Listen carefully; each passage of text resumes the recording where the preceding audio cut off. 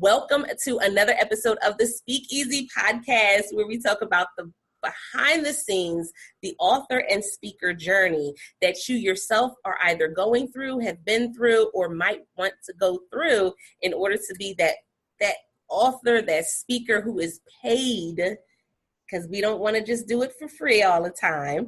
We don't want to just have 1,000 books sitting in the garage. We want to actually be a paid speaker or an author. So I'm excited because as you saw today's topic, did you see the topic? Did you see the title? Well, if you're listening to this, you didn't see it. Well, you might have saw it because you clicked on it. But it's the Success GPS.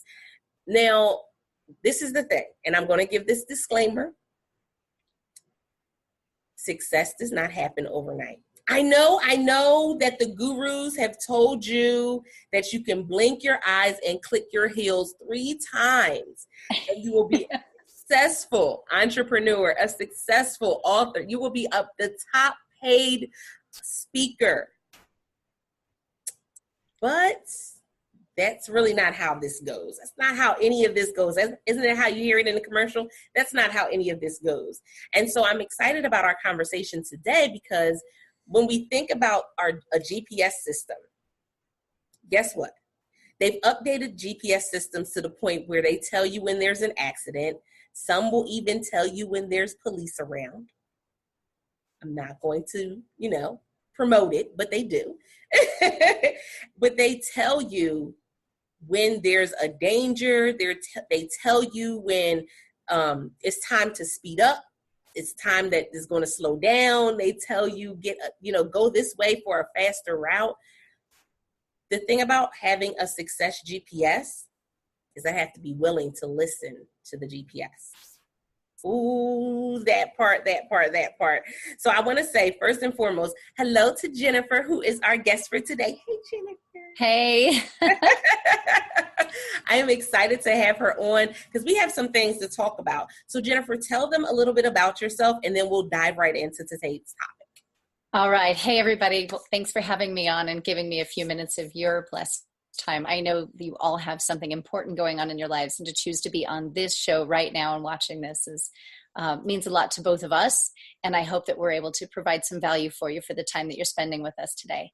I started this journey 13 years ago. So like you said, I'm an overnight success in 13 years. It only took me 13 years, right?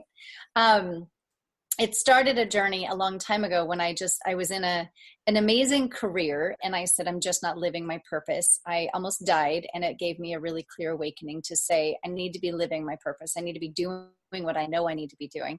So I reset my life, hit the reset button, and said, I've got to go do something that I'm supposed to be doing, because what I was doing, I did well. I just wasn't serving my communities around me. So I knew I needed to do more. I hit reset. I went through the entrepreneur's, excuse me for saying this, but the entrepreneur's hell of listening to every single person tell me how wonderful they were and how much money I should pay them to tell me what to do. And unfortunately, in my business career, I was already head and shoulders above what most of them had done ever in their lifetime. So I was kind of torn between, who do I listen to? What do I do? How do I do this? And through the way, I spent over $100,000 resetting my life, resetting my business, and hearing everybody tell me how great they were without any steps to take to get where I needed to go. In fact, I had a really great business opportunity that would have made me about $75,000 a month in income. And I had 3 men tell me, oh, you can't do that. Oh, that's not for you. Oh, you don't want to do that. So I'm a little testy when it comes to when somebody has an idea for a business, leave them alone and let them follow their passion and just give them the steps to get there. So my whole story started with, the answer is yes, I'll figure it out. And that's kind of how it got started. And that's an interesting place to start, because we talk about that starting process, right? Starting where we're at, and oftentimes we're just so much going on in our head that starting is the worst experience ever for some people, because I have all of these stereotypes that people have given me. I've had all of these lies that people are telling me. I'm like, there's all these things that sparkle and glitter and shine, and it makes you want to try everything. So in that success GPS model, what's always that first thing that you talk to entrepreneurs? And remember, if you are a speaker, if you are an author, you are also an entrepreneur. So what is that first thing that you always tell entrepreneurs to sit down and focus on? Oh, there's three things I say that they have to do. And it's all very succinct. So I'll share that part. And it's all in the first step. In your first step, you need to realize that, number one, this is a business. If you're in business, you need to have a product. Your product is not your book. Your product is not your voice. Your product is not your face, believe it or not. Your product becomes what you can sell and who you sell to. So it really is a combination of getting clear on who you are, what you're going to do, and making sure your whole business model is put together correctly. And part of that model is your database. You are not in business if you don't have a database of people that you can sell to. So doing what you're doing is key. Building, so a lot of people jump on social media. We're on there. Hey, everybody. Love social media. And I love what it can do for you. But these are people that'll come and go. They'll watch your podcast and they'll move on unless you've captured their data somewhere along the way so you can reach back out to them and offer them something else or to get to know them on a personal level. So that is step 1, 2, and 3 all together in one. You need to be really clear on what you're doing. It's not a book. It's who you are and what you're doing. Your business is you as a whole. And you've got to realize that you become that business. It's not a trick. You can't hide behind a book. You can't hide behind a computer. You can't hide behind anything. It is you. And that was terrifying for me, just so you know. I mean, let's get real here. It was absolutely terrifying. I hid behind every single brand you could think of in my company because I kept saying, it's not about me. It's about you and the success we can create together. Except every time I turned around, it turned back to me. Isn't that what's happening with you as well? Definitely. I've seen that clients, it's always an interesting journey because you want to make sure that they're successful. You want to make sure that, that they get everything that they need. But this also takes me to our next, point of discussion is that I'm an introvert. So I keep everything small so that way I can keep, tabs on people. And it sounds bad.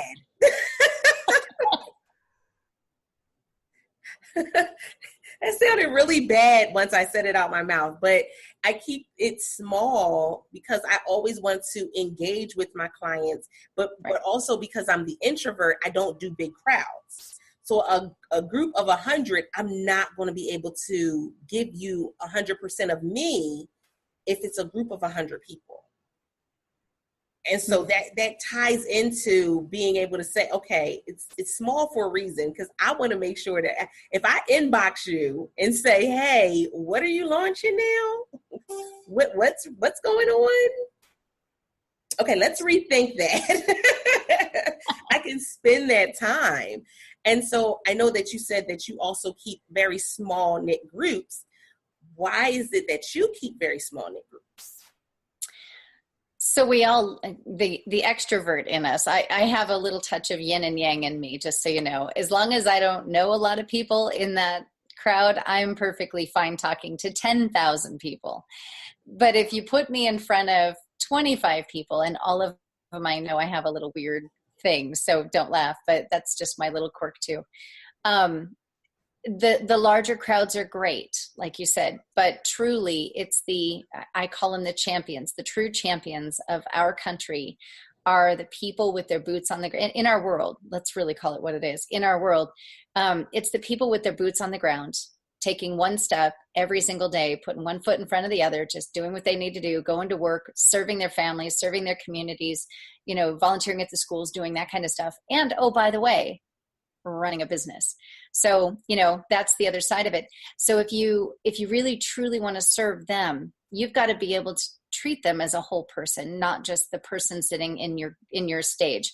So I started, I was blessed. I'll be honest. I was completely blessed. I started out using email marketing, in my business because I did email marketing for my huge corporation that, I had 4,000 employees to do the marketing with. So the first thing I did was started email marketing, and I received a phone call from Constant Contact saying, "You're doing a really great job with this. Would you teach some of our local people in your community how to do what you're doing?" And I said, "Absolutely." So it started there, and I was working with the chambers. I was working with all kinds of different groups, teaching small business owners every single step that I was doing. And as you know, along the way, I added more tools because that's what we have to do to help others. So I would have somebody say, "Hey, what about this?" And I'd be in a Constant Contact group, and that was fine. And I would keep the subject around it, but I'd also serve giving the other ideas that they needed. So for the last 13 years, I've been doing that. That's part of my world. My other world is completely different, and it's political, but every single group that I work with, when it's a one-on-one, it's really good, but we can't make enough money at that. I'm going to be honest. You can't. You have to have some residual income. You have to have some group events. You have to. I don't care who tells you what. You cannot do what you claim you can do one-to-one. So I did one-to-ones. I did small groups, and the small groups was the best synergy, the most loving, caring, amazing synergy you could ask for to grow a business. And I love that sweet spot between probably 15 and 50 people brings in this really cool quality vibe, and everybody's contributing and giving information. And nobody's going, "Oh, I've got that." And that person would be in a small group, 4 or 5 people. You'll have 2 or 3 realtors, and they're like, "Oh, but I'm a realtor. You need to work." No, in 50, it's a whole different world. You've got some more. It helps people realize that we're not living in a place of lack. There's so many opportunities for all of us. You don't have to compete. So I love that sweet spot, but that's really what it is about. It's about digging in and really giving them what they need, regardless of what you're there to teach them. So I open up, usually, I open up with the right information that I said I would give. And halfway through, I say, at the very beginning, I make a checklist of everything they want on top of what I'm going to give them. So I say, "Okay, I'm going to give you all this. What else do you need right now today that if I gave it to you, you could go out and be of service to somebody else and create a positive ripple effect?" And I literally do that in every workshop. And then the next thing they do is make a list. And halfway through my training, I say, "Okay, now it's time to start implementing some of the other things you needed." And I'll walk them through step by step. By the time they leave, they truly feel blessed. And you know what they do? Imagine 10, 15, 20 to 50 people walking out of a room going, "I got blessed. Now I got to go give a blessing." Oh my goodness, that is so important. And you said my magic word. You said service. I love that's like oh my goodness, that's my heart, is that it's always about service first. And I think I came in when it was the boom of everybody's going and getting life coaching. Everybody's going and getting business coaching certification because there's still, and we still don't have a whole big, rule book for it yet. Right. And so everybody ran to get it. And then they were going and throwing these classes together, and you would go and get into a class and be like,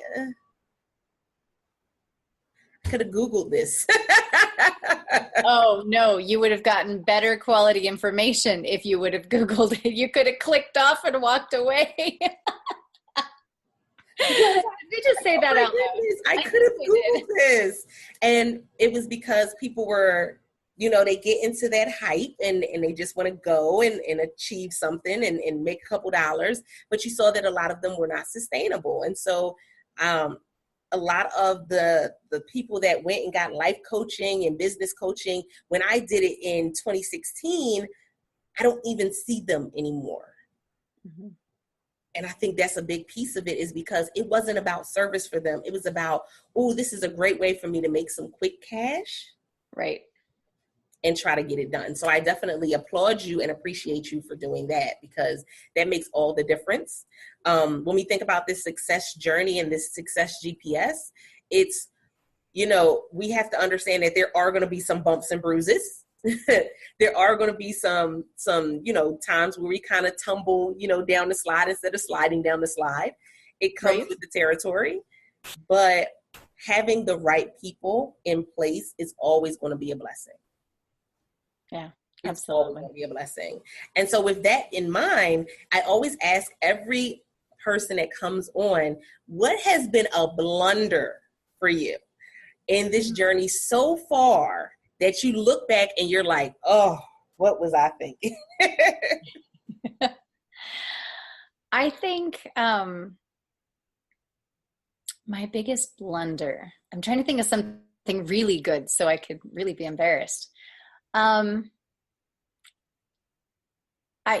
I've been very blessed. I haven't had a whole lot of blunders, but I think the biggest mistake I made was listening to others tell me I couldn't do something. So I was trying to think of a blunder. Oh, I can give you a blunder. Here's a good one. I get the gotta go syndrome because I just gotta go somewhere. It doesn't matter where it is. And I was going up to do a seminar at a hospital. So it was a 3-day intensive emotional intelligence. So I do DISC and I do emotional intelligence and I do a couple of other really cool assessment programs. I was driving up. So it's in the middle of nowhere, California. I don't even know if you know what that means, but Northern California, there are some areas that are pretty desolate. They barely have internet. And so this company out of New York said, hey, do you go to California? I said, I'm 10, 15 minutes from the border. Of course I do. And they said, no, this specific small town. I said, well, I know where it's at. I've driven through it many times. Yes, I'll go up there because I love small towns. I'm not looking for the big rah-rah stuff. I want to make a difference. And I said, yeah, I'll go up there. No problem. So we contracted. I get in the car. I have everything I need. No problem. I've got all my stands, all my stands, my assessments, the books, the pens, you name it, sweetie, I got it all. I'm great. And I'm ready to go. I get in the car and I get all the way up there. It's 3.5 hours of driving. So mind you, I thought it was a good idea to leave the night before instead of the day before because I wanted to maximize my time with my children at home. I kind of like my kids, kind of like you, and I like spending time with them. So I get in the car. I get all the way up there. It is 10 o'clock at night, 3.5 hours away. I start at 5 o'clock in the morning presenting, which means I have to be up at about 3:30 to go down to the center, get everything set up and laid out for everybody. So now you've got the picture, right? It gets really good. I go to get in my pajamas and get ready for bed. Miss Gotta Go left her suitcase in my hometown. The whole thing. So there was my blooper. How I got out of it was by the grace of God. I called a friend and I said, I need help. And you're the only person I know that I can call this late at night who will, 1, be awake, and 2, I can count on. Here's where I hide my house key. Can you please take my house key, go in my home? At the door next to the garage, you will see my suitcase sitting there. Would you please then put it in your car and drive it 2 hours and 15 minutes up the road and drive home that night 2 hours and 15 minutes? Can you spend half of a night that you should be sleeping driving for little old me? And she said yes. So thank God. So I drove 2 hours back down. She drove 2 hours, 15 minutes up because we had to go a different route to get to each other because by then there was construction. And we met middle of the night. She gave me my stuff. We went our separate ways. So that's the biggest blunder I've ever done. But I'll tell you, that was the scariest. I can imagine. Oh, that's like, and you always have those things in the back of your head. Those of you that are watching, if you travel to speak or travel to do events, even vendor events for your book, the scariest thing ever is that you'll leave something at home. Oh yeah. And I tripled, like 3-4 times I went back to check. Yeah, exactly. I did that. I recently was going to it. I was going to Atlanta, and literally I said, okay, I'm great. You know, I did a small bag because I knew I was only going to be there for a weekend. So I did something small, made sure I had exactly what I need. And then the day of, I was like, oh my God, I have to pay for another bag because I don't have any of my books and stuff. Oh no. I said, oh my goodness, what was I going to sell when I got to Atlanta? So it happens because you're right. Thinking about so many different things. You're thinking about what you're presenting, and you're thinking about the tools, and you're thinking about right. so much. And right. then you like the day of going, okay, like trying to rattle things off, and you know, from a checklist, and it doesn't work. You always forget something. Oh no, even when you have the checklist and you go through it all at the door, it's amazing what'll happen if you're on the phone with somebody as you're walking out the door, how easy it is to just that one, I got everything else. There was 600 employees in the hospital, and I did 3 12-hour day intensives. So I couldn't leave, couldn't breathe, couldn't eat in between. And at all those, I had everything. I made sure I took everything I needed, except the stuff for me. Yeah, it works. It happens that way. But it definitely brings us into another piece of this success journey is that, let's be honest, a lot of us, when it comes to packing for our success journey, we pack the wrong things. Ooh, we go and we pack up things that are unnecessary. We pack up things that are not really things we need at this point of the journey. And so we end up carrying around a lot of stuff. And so I'll say it like this. For me in the beginning, first of all, I'm a reader. I love to read. So that meant that I became an ebook collector because that was what everybody was giving out. Free ebook on this, free ebook on that. And so I was collecting all of these ebooks, but I wasn't necessarily going and reading them. Right. No. So what in working with entrepreneurs, what have you found that they have packed into this suitcase for this success journey that they really did not need at all, that you were just like, I don't even know why you picked that up. Put that back down. It wasn't something they picked up. I would say it's the seminar junkies. We, all of us, even if you're an introvert, you get sucked into going to these great events where you get this great information and you walk out on this like seminar high, right? And then you come home back to your life where it's not sexy and fun and everybody's not dressed in their A game, and you go back to work and you put your feet down on the ground, one foot in front of the other again, and that's not fun and sexy. And what they bring with them is that massive desire to always want to go chase or go to or do those seminars. Now, I want to be careful because I happen to do seminars and we all like going to them. There's a really great plan. And I really like the way, again, this is the GPS side of it. There's a system out there that I think works really well. If you go to a seminar once every about 90 days, it's a really cool system. So if you think about it under the terms of Mother Nature, I mean, if you bring it into a Mother Nature term, every 90 days when you're in a controlled climate, a little better controlled climate, you have spring, summer, winter, fall in a 12-month period. So just thinking along the terms of working with Mother Nature, every 90 days we have a season in our business, in our lives. And every 90 days, it's not a bad idea to go plug in and get some, good feel-good stuff, learn something new, bring something new in, go home and apply it. Don't go chasing the next one, because when you go to that seminar, you're going to meet 50 other people that have another seminar you got to go to, and you forget to go home and go to work. It's really important you take that knowledge and you go apply it to your life and to your business. Don't just run to the next one because it felt so good when you were there and everybody was loving on you and it was great. So I would say the baggage that people bring with them is that seminar junkie concept where they chase everything. And then you turn around and you look backwards and you're like, ooh, I just blew a lot of money.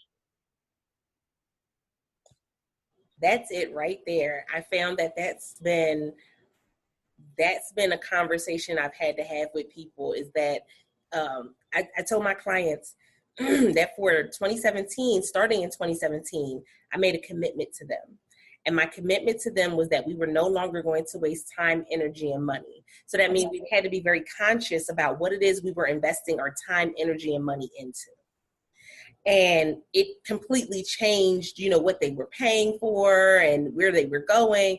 But I find that people outside of that yeah, they'll go and they're spending money on this. And I've seen some conferences up into thousands and thousands of dollars. Right. And I'm looking and going, so people paid thousands and thousands of dollars to be at this conference. Mm-hmm. But 6 months later, what are you doing? Like, right. What have you done with that? And so the application is an amazing word that people need to ingest and come to grips with, right. Because application, and you can get all the wisdom in the world. You can sit in front of every guru at their feet from sun up to sundown and get every bit of wisdom they have. But if you're not applying it, all you've done is wasted time, energy, and money. Right. Yeah. And sadly enough, we as entrepreneurs, and I was saying this earlier on a broadcast, we have stigmas against us that we're only going to make it at 5 years. That most of us don't make it past 5 years. Well, if we're wasting time, energy, and money, that's contributing to us not making it past that first 5 years. Right. And you know what? You don't have to wait 5 years either. If you stop wasting time, energy, and money in your first 6 months, 3 months, 2 months, 1 week, if you can get really clear and really succinct right off the bat and you lock in your system, it takes you a day to flip the switch and get into what you need to be doing. A day. If you can, that's why I like our intensive we do. We do it's a 3-day intensive. The first 2 days you sit down and you're listening and it's hardcore and you do it. But just like an executive retreat, there's always a third day of rest. Always. And so that third day is assigned to you going to do something that would blow your mind or something you've always wanted to do, but you've always denied yourself. So that third day is about you breathing life into yourself again. And then after that, we do a 1 year. So we're actually starting my 1 year. We just did our Success GPS for the year. We're starting our 1 year webinar. It's a really cool group video mentoring session, not a webinar. Every one of my speakers comes back. So I send out the video of their talk at the beginning of the month. And then halfway through the month, the speaker comes on with me and takes every one of my attendees back into a deep dive about not just, so we've already watched the video separately on our own time. They have questions and answers and they get hardcore deep into what they really need from that speaker. And they get to do some really great questions that apply to them and their business. And that's something no other seminar does. Nobody I know of has ever dared to do that. So I did it last year. I'm doing it again this year. And I can tell you, girl, we've moved mountains. And that's why Mastering Your Mountains came about. It makes so much sense because you have so many, when you go, especially when you go to the conferences, they have so much information that you're like in information overload. Right. You're like, okay, I can't write another note. I can't listen to another speaker. Like there's information overload. Yeah. And I found that there's becoming this shift. Maybe it's the good entrepreneurs are starting to come back. The good coaches are starting to come back. And there's been a shift in how we train people, how we connect with people, how, what we're giving to them. It's not, we're not force feeding you, something. We're not telling you that this is, you have to take it in this sequence. And no, sometimes people need time. Right. People need time. And I want to make this last statement with you before we leave is that I found that for me, I know for me personally, in that first year, and I tell my clients is that first 6 months, matter of fact, I'll even say to longer than a year, 6 months to over a first year. main thing that you're working on is your mindset. Oh my gosh. Your habits. Yes. So many times I had to go back and say, okay, I'm not an employee. I'm an entrepreneur. I'm not an employee. I'm an entrepreneur. It's, you go back and you put sticky notes all over the house. I am an entrepreneur. I am an author. I am a speaker. But right. You really have to work on that mindset. So in your journey, what was that piece in the mindset that you really had to work on? I was fortunate that I worked in a business that I sort of ran everything. So I had the entrepreneur's mindset already. I think mine was the balance of the introvert and extrovert in me. I never wanted to be the poster child. I never wanted to be the person standing at the front of the stage. I never wanted to be that person that everybody went to. I wanted to be the person who was the support system. And that's who I am. And I kept in my head thinking if I stood on top of that stage, I would have to stop being the support system that I am, that my mouthpiece was about me. And what I realized, probably I resisted being a speaker I spoke, don't get me wrong. I went out on stages and I did my stuff and I did whatever I needed to do as a trainer speaker. Because in my mind, as long as I was training or teaching somebody something, it wasn't about me. It was about a message coming through my mouth. And I felt good about that. But on the other side, when I would get wrapped up in my head, it was, I don't want this to be about me. I don't want people to think that I'm out there telling them, that I'm so great, like some of the other speakers that we saw. So I think there was I had to stay out of my own way and keep telling that voice to go away, because truly every time you speak correctly, you don't need a pitch. You don't need a slide deck. You don't need all that garbage. You don't need to sell people every time you go on a stage. What you truly need to do is be there in service. And the people that want to be there with you will come with you and speak to you after because they need something you said. And it's your job not to keep them for yourself. It's your job to give them what they need, even if it's not serving you financially. So for me, I think it was more of realizing that I wasn't trying to be the girl on stage that was like the hype. That bothers me. And I resisted being that. So I didn't get on the stage as much as I should have to make the impact that I should have made in the beginning. I think that's my weird head thing.